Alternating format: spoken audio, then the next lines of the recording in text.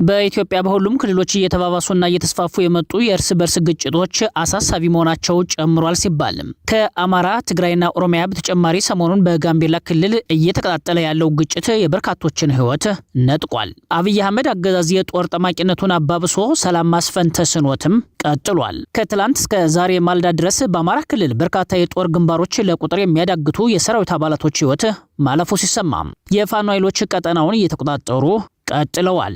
ሚኒሊክ እዝ በላጎት ወርዋሪ ሻለቃ ደሴ ዙሪያ ወረዳና ኩታበር ወረዳ ባደረገው ተጋድሎ 4 ቀበሌዎችን መቆጣጠር ችሏል። በጎጃም 535 በላይ ሰዎች ዛሬ በማልዳ ከሃይማኖት ቦታ ሲመለሱ መታሰራቸው ሲሰማ በቀጠናው በርካታ ቦታዎች ላይ አውደ ውጊያዎች እንደቀጠሉ ናቸው። በሰሜን አማራ ቀጠና ማዕከላዊ ጎንደር ዞን በ6 ግንባሮች በተደረገ ተጋድሎ ከ25 በላይ ያጋዙ ወታደሮች ሙትና ቁስለኛ ሲደረጉ ያገዛዙ ኃይል የፋኖ 64ኛ ክፍለ ጦር ጥምር ኃይል በፈጸመበት ጥቃት አንድ ሬጂመንት ኃይሉን ተነጥቋል። በድሮን የታገዘ ውጊያ በሰከላ ወረዳ ተካሂዷል። የአማራ ፋኖ ብሔራዊ ኃይል ምዕራብ አማራ ቀጠና ቴዎድሮስ 105ኛ ኮር 44ኛ ክፍለ ጦርና 109ኛ ኮር 77ኛ ክፍለ ጦር ጥምር ኃይል በድሮን የታገዘውን ተጋድሎ በመቋቋም ከተለያዩ አካባቢ ተሰባስቦ የገባን በርካታ ሰራዊት አጉት ላይ እስከ ወዲያኛው ሸኝተዋል። አርበኛ ደማሊ አባናደው ክፍለ ጦር ደቡብ ወሎ ዞን ለጋምቦ ወረዳ ውስጥ 18 የጠላት ኃይል በመሸኘት ድል ሲጎናጸፍ ማረጉ ተማረ ክፍለ ጦር ከ54 በላይ ያጋዙን ሰራዊት በማስወገድ ከ71 በላይ በማቁሰል ታላቅ ድልን አብስሯል። ህወሓት ከተፈናቃዮች ሳይቀር በማስገደድ ወራሃዊ የፓርቲ መዋጮ እየጠየቀ ነው ሲል ሳልሳይ ወያኔ ትግራይ ሲያስታውቅም በጋምቤላ ክልል የተከሰተው ግጭት ተጨማሪ ጉዳት እንዳያደርስ በቂ የጸጥታ አካል በአስቸኳይ እንዲሰማራ ኢሰመኮ ጠይቋል። ሰላምና ጤና በያላችሁበት ይሁን። የተከበራችሁና የተወደዳችሁ የሀገሬ ኒውስ ኔትወርክ አድማጭ ተመልካቾቻችን ዕለተ ሰኞ ታህሳስ 13 ቀን 2018 ዓ.ም የሰዓቱን መረጃዎች ወደ እናንተ ልናስደምጥ ይዘን ተገኝተናል። ቀደም ብለን አርዕስቶቹን አስደመጥናችሁ። ወደ ዝርዝር መረጃዎችን አለፍን። በድጋሚ ምርጫችሁን እኛን አድርጋችሁ አብራችሁን ቆዩ።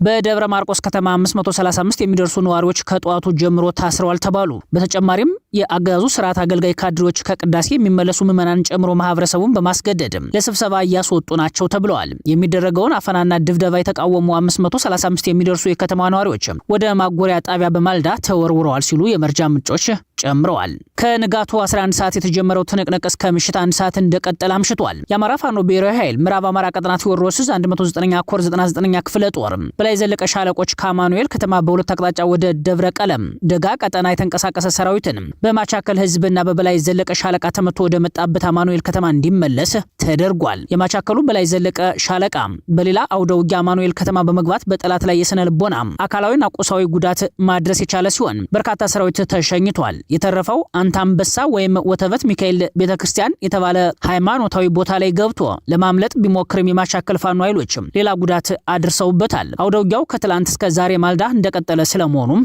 ተመላክቷል።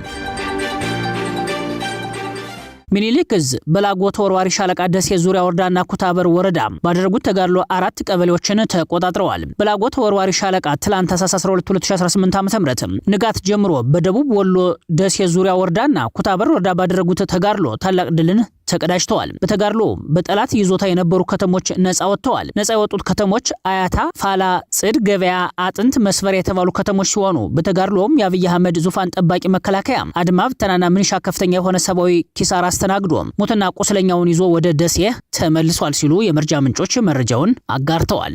የጋምቤላ ህዝብ ጸረ አገዛዝ ትግሉን አስጀምሯል። አንድነት ለጋምቤላ የትጥቅ ትግልና ጥበቃ የተሰኘ ድርጅት በሀገር ውስጥና ውጭ ሀገር በሚገኙ የጋምቤላ ተወላጆች የተመሰረተ የትግል ድርጅት መሆኑን አስታውቋል። ጋምቤላን የኦሮሚያ አካል ለማድረግ ይፈለጋል፣ ጋምቤላ በኦሮሞማው ኃይል ተወራለች የሚሉት የድርጅቱ አመራሮች ከአብይ አህመድ አገዛዝ ጋር መነጋገር የሚቻለው በጥይት ቋንቋ ብቻ ነው። ስለዚህ ማህበረሰቡ ራሱን በማደራጀት ይህን አገዛዝ ሊታገል ይገባል ሲሉ ተናግረዋል። የአገዛዙ ኃይል በ64ኛ ክፍለ ጦር ጥምር ኃይል በተፈጸመበት ጥቃት አንድ ሬጂመንት ኃይሉን ተነጥቋል። አማራ ፋኖ ብሔራዊ ኃይል ምዕራብ አማራ ቀጠና ቴዎድሮስ 201ኛ ኮር 64ኛ ክፍለ ጦር ጥምር ኃይልና አንድ ሬጂመንት ታህሳስ 11 2018 ዓ.ም ከጧቱ 12 ሰዓት በሸበል በረንታ ሱሃ ተፋሰስ ቀበሌ ልዩ ቦታው እስኩት ኢየሱስ የተቋም እህልን ለመውሰድ የገባ የአገዛዙ ኃይል ላይ በኤፍ1 ቦምብ የታገዘ ውጊያ አካሂደውበታል። በሸበል በረንታ ሱሃ ተፋሰስ ቀበሌ የተቋም እህልን ለመዝረፍ ከቢቸና የዱሃና መርገጭ ከተማ የተሰባሰበው የአገዛዙ ኃይል ኃይል የበላይ ዘለቀና የሽፈራው ገርባው ልጆች ባደረጉበት ከባድ ተጋድሎ አጋዙ በየጣሻው ሙትና ቁስለኛውን ጥሎ ያቀደውን ሳያሳካ ተመልሷል። በዚህ ለአስጨራሽ አውደ ውጊያ ያጋዙ ኃይል በቁጥር ማወቅ ያልተቻለው በርካታ ሙትና ቁስለኛ በመሆን ኪሳራን አስተናግዷል። 64ኛ ክፍለ ጦር ወታደራዊ መሪዎችና የፋኖ አባላት ባደረጉት ተጋድሎ ያጋዙ ኃይል ከቢቸና የዱሃ መረገጭ ከተማ ተጨማሪ ኃይል በመያዝ በሱሃ ተፋሰስ ቀበሌ የኮሬ የኩበት እና እስኩት ኢየሱስ ቦታዎች ላይ በየጣሻው እና በየገደሉ የወደቁ ሙትና ቁስለኞችን በመጫን ወደ መጣበት ቦታ እንዲመለስ ስለመደረጉም ተመላክቷል። በሰሜን አማራ ቀጠና ማዕከላዊ ጎንደር ዞን በ6 ግንባሮች በተደረገ ተጋድሎ ከ25 በላይ ያጋዙ ወታደሮች ሙትና ቁስለኛ ተደርገዋል። በአማራ ፋኖ ብሔራዊ ኃይል በላይ ዘለቀ ዕዝ የጎንደር በጋሻው ክፍለ ጦር ታህሳስ 11 2018 ዓ.ም ጀምሮ ውሎውን በ6 ግንባሮች ባደረገው ተጋድሎ ጠላት ላይ ከባድ ኪሳራ በማድረስ ታላቅ ድል መቀዳጀታቸውን ከዙ ህዝብ ግንኙነት መምሪያ ለማረጋገጥ ተችሏል። ውጊያው በአምባ ጊዮርጊስ በደጎማ በለሳ ከጎንደር በጠዳ በኩል ከማክሰኝት በደጎላ በኩል በድንዛዝ በደንበር ድባ በተባሉ በ6 ግንባሮች የተካሄደ ሲሆን የጠላት ብልጽግና ወታደሮች በከባባድ መሳሪያዎች ታግዘው ማጥቃት ያደረጉ ቢሆንም ነገር ግን ከወደ ፋኖ የተወሰደባቸውን የጸረ ማጥቃት እርምጃን መቋቋም ሳይችሉ ቀርተው ከባድ ኪሳራን አስተናግደዋል። በተለይ ታህሳስ 12 2018 ዓ.ም ከንጋት ጀምሮ ፋኖ ባደረገው ማጥቃት በቀጠናው ቅግራ እና አይቫ በተባሉ ቀበሌዎች አጋዙ ከባድ የሆነ ሰብአዊና ቁሳዊ ኪሳራ እንዲሁም ሞራላዊ ኪሳራ ደርሶበታል። ውሎም በተደረገው ውጊያ 16 ወታደሮች ሲገደሉ 9 የቆሰሉ ሲሆን በድምሩ 25 ወታደሮች የአብይ አህመድና ያጋሮቹን ስልጣንን ለማስጠበቅ ሲሉ ሙትና ቁስለኛ ሆነዋል። በተጨማሪም 3 ያጋዙ ወታደሮች የፋኖን ጥቃት መቋቋም አልቻልንም ከብዶናል በሚል ከነሙሉ ትጥቃቸው እጃቸውን ለፋኖ ሰጥተዋል። በወደ ውጊያው በአማራ ፋኖ ብሔራዊ ኃይል በላይ ዘለቀ ዕዝ የጎንደር በጋሻው ክፍለ ጦር ስር ከሚገኙ ከጎንደር ብርጌድ፣ ከፋሲለደስ ብርጌድ፣ ከነብዩ አሳምነው ብርጌድ፣ ከቲወሮስና ከቃኘው ብርጌድ የተውጣጡ የፋኖ አባላቶች ናቸው። በጠላት ላይ የተቀዳጀ እርምጃ መውሰድ ድልን የተቀዳጁትም ተብለዋል። በድሮን የታገዘው ውጊያ በሰከላ ወረዳ ተካሂዷል። የአማራ ፋኖ ብሔራዊ ኃይል ምዕራብ አማራ ቀጠና ቴዎድሮስ 105ኛ ኮር 44ኛ ክፍለ ጦርና 109ኛ ኮር 77ኛ ክፍለ ጦር ጥምር ኃይል በድሮን የታገዘውን ተጋድሎን በመቋቋም ከተለያዩ አካባቢ ተሰባስቦ የገባን በርካታ ሰራዊትም አጉት ላይ እስከ ወዳኛው ሸኝተዋል። ታህሳስ 11 2018 ዓ.ም ከቀኑ 9:30 እስከ ምሽት 1 ሰዓት ድረስ በተደረገው እልህ አስጨራሽ ትንቅንቅ ሰከላ ወረዳ አጉት ቀበሌ ዙሪያ ከሚገኙ ከሁለት አብያተ ክርስቲያናት ውስጥ መሽጎ የነበረን ዙፋን ጠባቂ ሰራዊት በመሸገበት የድንጋይ ካብ ድረስ በመግባት በርካታው እንዲሸኝ ተደርጓል። ለተከታታይ 3 ሰዓት በተደረገው የእጅ በእጅ የቦምብ ጥቃት 44ኛ እና 77ኛ ክፍለ ጦር ፋኖ ኃይሎች ውድ ዋጋ በመክፈል ያጋዙ ቡድን አሰቃቂ ድርጊት በፈጸመበት ሰከላ ቀጠና አንጉት ላይ እንዲቀር አድርገውታል። ቡድኑ ለሳምንታት ሲቆፍር ሲዘጋጅበትና አንገት ድረስ ሲሰራው የሰነበተው ምሽግ በፋኖ ኃይሎች ሲደረማመስ መዳረሻ ያጣው ያጋዙ ቡድን በግር አልችል ብሎ በድሮን የታገዘ ውጊያ በማድረግ ተከታታይ 2 የድሮን ቅንቡላ ቢጠቀምም ከሞት አልታደገውም። በ105ኛ ኮር 44ኛ ክፍለ ጦርና በ109ኛ ኮር 77ኛ ክፍለ ጦር ጥምር ኃይል የደረሰበትን ሽንፈት መቋቋም ያቃተው የጠላት ኃይል ከሽንዲና ከተለያዩ ቦታ በማሰባሰብ ወደ ሰከላ ወረዳ አንጉት ከተማ ተጨማሪ ኃይል አስገብቶ እንደነበረም ተነግሯል። አርበኛ አደም አሊ አባናዶ ክፍለ ጦር ደቡብ ወሎ ዞን ለጋምቦ ወረዳ ውስጥ 18 የጠላት ኃይልን እስከ ወዳኛው በመሸኘት ድልን ተጎናጽፏል። የአማራ ፋኖ ብሔራዊ ኃይል ምስራቅ አማራ ቀጠና ሚኒሊክ ዕዝ ንጉስ ሚካኤል አሊ ኮር ሳጅን አደም አሊ አባናዶ ክፍለ ጦር አንደኛ ሸዋንግዘው ካሳ ሻለቃ ታህሳስ 10 2018 ዓ.ም ነው ድሉን የተቀዳጁት። የጠላት ኃይልን ጭኖ ከአማራ ሳይንት ተነስቶ ወደ ለጋምቦ ወረዳ ለመግባት ሲጓዝ የነበረ ኤፍኤስአር ተሽከርካሪ ለጋምቦ ወረዳ ውስጥ ቡሶ ጊዮርጊስ የተባለ አካባቢ ላይ ሲደርስ የሳጅን አደም አሊ አባናዶ ክፍለ ጦር አንደኛ ሸዋንግዘው ካሳ ሻለቃ ኃይሎች በሰነዘሩበት ጥቃት 14 የአድማ ብተና አባላት ሲቆስሉ 4 የሚሆኑ ኃይሎች በውጊያው መካከል እስከ ወዳኛው ተሸኝተዋል። ይህ በውል የታወቀው አሃዝ ሲሆን የተጎጂዎች ቁጥር ሊጨምር እንደሚችል ይገመታል ሲሉ የመረጃ ምንጮች መረጃውን አጋርተዋል። የጠላት ኃይል በትናንትናው ዕለት ቁስለኛውን ለማንሳት ቢረባረብም የፋኖ ኃይሎች አላስጠጋ ብለው ውለዋል። 24 ሰዓታት ቁስለኞቹን ለማንሳት ከያቅጣጫው ያለ የሌለ ኃይሉን ጨምሮ መጥቶም ነበረ፣ ነገር ግን አልተሳካለትም ሲሉም መረጃ ምንጮች ጨምረዋል። ሳጅን አደም አሊ አባናዶ ክፍለ ጦር ህዝብ ግንኙነት ዘርፍ ኃላፊ ፋኖ ኢማም ሁሴን ለሚኒሊክ ዕዝ በላከው ሪፖርት ላይ መረጃውን አጠናቅሯል። ማረጉ ተማረ ክፍለ ጦር ከ54 በላይ ያጋዙን ሰራዊት እስከ ወዳኛው በመሸኘት ከ71 በላይ በማቁሰል ድልን ተጎናጸፈ። የአማራ ፋኖ ብሔራዊ ኃይል ምስራቅ አማራ ቀጠና ሚኒሊክ ዕዝ ላስታ ጀነራል አሳምነው ጽጌ ኮር ማረጉ ተማረ ክፍለ ጦር ባደረገው ከባድ ትንቅንቅና ተጋድሎ በጠላት ላይ የበላይነትን በመቀዳጀት ታላቅ ድል ፈጽሟል። የብርሃኑ ጁላ ሰራዊት ታህሳስ 12 2018 ዓ.ም ከሌሊቱ ጀምሮ ማረጉ ተማረ ክፍለ ጦርን ለማፈን በሚል በአራት አቅጣጫ ማለትም ከንጃፋት በዝጊት አዲስ ዓለም አቅጣጫ ከጥጉ ቀበሌ በድፋቋ ፈረስ መጋለቢያ አቅጣጫ ከብልብላ መዛርድ በጸዳ ወንዝ አቅጣጫና ከላሊበላ በጉርድ በር ዳጉሶች አቅጣጫ የመጣውን ኃይል ቀድመው መረጃ የደረሳቸው የፋኖ ኃይሎች ወሳኝ ቦታዎችን በመያዝ ከንጋቱ 12:30 እስከ ቀኑ 8:30 ድረስ በየመጣበት አቅጣጫ የጠላትን ኃይል ከባድ ምት ሲያሳርፉበት ውለዋል ተብለዋል።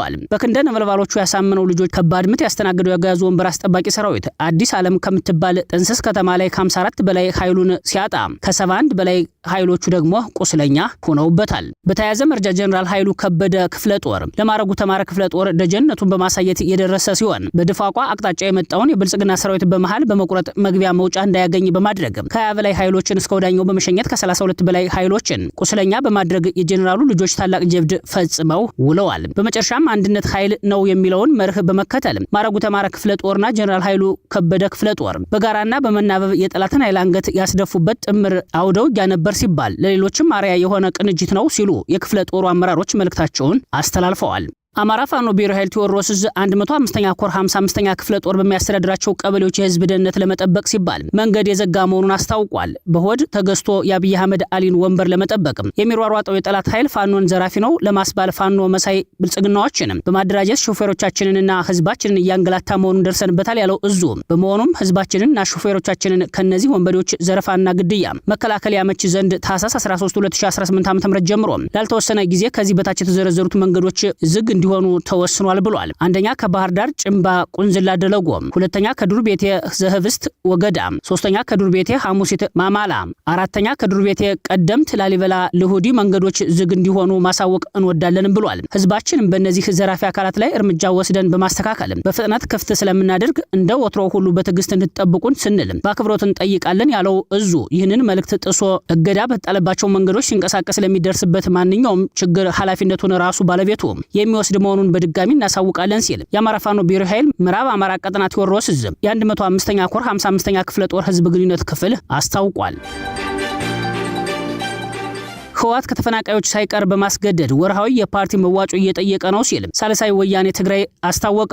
ሳልሳይ ወያኔ ትግራይ ፓርቲ በትግራይ በጠመንጃ የሚመራ የፖለቲካ ኃይል ስልጣን ላይ ተቀምጧል ሲል ክስ አሰምቷል። ህወሓት ከተፈናቃዮች ሳይቀር በማስገደድ ወርሃዊ የፓርቲ መዋጮ እየጠየቀ ነው ያለው ፓርቲው እንዳ ስላሴ ሽሬ የተፈናቃዮች የማቆያ ማዕከል የሆነውን በማስረጃ አቅርቧል። በማቆያ ማዕከሉ የነበሩት የ6 ልጆች አባት ተፈናቃይ በህወሓት የፓርቲ ወርሃዊ ክፍያ እንዲከፍሉ ተጠይቀዋል ሲል ፓርቲው ጨምሯል። አባትየው እኔ የፓርቲ አባል አይደለሁም በዚህ ወቅት የመክፈል አቅም የለኝም በማለት እንደመለሱም ገልጿል። የፓርቲ አባል አይደለሁም ወርሃዊ መዋጮ አልከፍልም ያሉት አባት በህወሓት አባላት በፕላስቲክ የተሰራ ቤታቸው ፈርሶ ከመጠለያ ማዕከሉ እንዲባረሩ መደረጋቸውን ፓርቲው አስታውቋል። ፓርቲው በትግራይ ህዝብ ጫንቃ በጠመንጃ የሚያዝ የፖለቲካ ኃይል ተጭኗል ቢልም ተፈናቃዮች ወደ ቀያቸው ሳይመለሱ የክልሉ ግዛታዊ አንድነት ሳይረጋገጥ ምርጫ መካሄድ የለበትም ሲል አሳስቧል። በጋምቤላ ክልል የተከሰተው ግጭት ተጨማሪ ጉዳት እንዳያደርስም በቂ የጸጥታ አካል በአስቸኳይ እንዲሰማራ ኢሰመኮ ጠየቀ። የኢትዮጵያ ሰብአዊ መብቶች ኮሚሽን ይህን የጠየቀው በክልሉ የተከሰተውን ግጭት አስመልክቶ በወጣው መግለጫ ላይ ነው። ኮሚሽኑ ህዳር 28 ጀምሮ በጋምቤላ ክልል ኢንታግ ልዩ ወረዳ፣ በጋምቤላ ወረዳ፣ በጋምቤላ ከተማና በዙሪያው ባሉ አካባቢዎች የተፈጠረውን ግጭት ተከትሎ የተፈጸሙ የመብት ጥሰቶችን እየተከታተለ እንደሆነ አስረድቷል። ኮሚሽኑ የጋምቤላ ከተማ ፖሊስ ጽህፈት ቤት አዛዥ የነበሩት ዋና ኢንስፔክተር ኡሙድ ኡጁሉ መገደልን ተከትሎ በአካባቢው የተኩስ ልውውጥ ሲካሄድ በመቆየቱ የሰው ህይወት እንዲጠፋ አካል እንዲጎድልም ምክንያት ሆኗል ብሏል። ኮሚሽኑ በመግለጫው የሰዓት ገደብ እላፊ ተጥሏል። የመንግስት ተቋማትና የባንኮች አገልግሎት የሚያገኙባቸው ተቋማቶችን ጨምሮ መቋረጣቸውን ተረድቻለሁ ሲልም ተናግሯል። በክልሉ በተለያዩ አካባቢዎች የተፈጠረውን ግጭትና የሰላም መደፍረስ በፍጥነት በማስቆም በሰዎች በህይወት የመኖር የአካል ደህንነት ከቦታ ቦታ የመዘዋወር የንብረት የስራ እንዲሁም ሌሎች ሰብአዊ መብቶች ላይ ተጨማሪ ጥሰቶች እንዳይደርሱ ለመከላከል በቂ ጸጥታ አካላት በአስቸኳይ እንዲሰማሩ እንዲደረግ ኢሰመኮ አሳስቧል። በጋምቤላ ክልል በተለያዩ ጊዜያት የሚፈጠሩ ግጭቶችን በዘላቂነት ለማስቆም ተጠያቂነትን ለማረጋገጥና ወደፊት ተመሳሳይ የሰብአዊ መብቶች ጥሰቶች እንዳይከሰቱ ለመከላከል የፌደራልና የክልሉ መንግስታት ተገቢ እርምጃዎችን ሊወስዱ ይገባልም ብሏል። ኢሰመኮ ኮሚሽኑ አጥፊዎች በህግ እንዲጠየቁም ጠይቋል። በተለይም በግጭትና ጥቃቶች ላይ ተሳታፊ የሆኑ ቡድኖችና ግለሰቦች ላይ ተገቢውን የወንጀል ምርመራ በማድረግ ተጠያቂነት የማረጋገጥ ጥረቶችን የበለጠ አጠናክሮ መቀጠል እንዲሁም የክልሉ ጸጥታ ተቋማት ግጭቶችን ለመከላከልና ለመቆጣጠር የሚያስችል ብቃት እንዲኖራቸው ማድረግ ይገባል ብሏል የኢትዮጵያ ሰብአዊ መብት ኮሚሽን። ድርጅቱ ይህን ቢልም የአብይ አህመድ አስተዳደር ግጭቱ እንዲባባስና በተለያዩ የሀገሪቱ ክፍሎችም ሌሎች ግጭቶች ተጠናክረው እንዲቀጥሉ በማድረግ ሀገሪቱን ወደ እርስ በርስ ግጭትና መጠፋፋት እየቀየራት ቀጥሏል። የተከበራችሁና የተወደዳችሁ አድማጭ ተመልካቾቻችን ለሳቱ የዘጋጁት መረጃዎች እነዚህ ነበሩ። አብራችሁን ስለቆያችሁ ላቅ ያለ ምስጋና አለን። በያላችሁበት ሰናይ ጊዜ እንዲሆንላችሁ ተመኘን። ጤና ይስጥልን።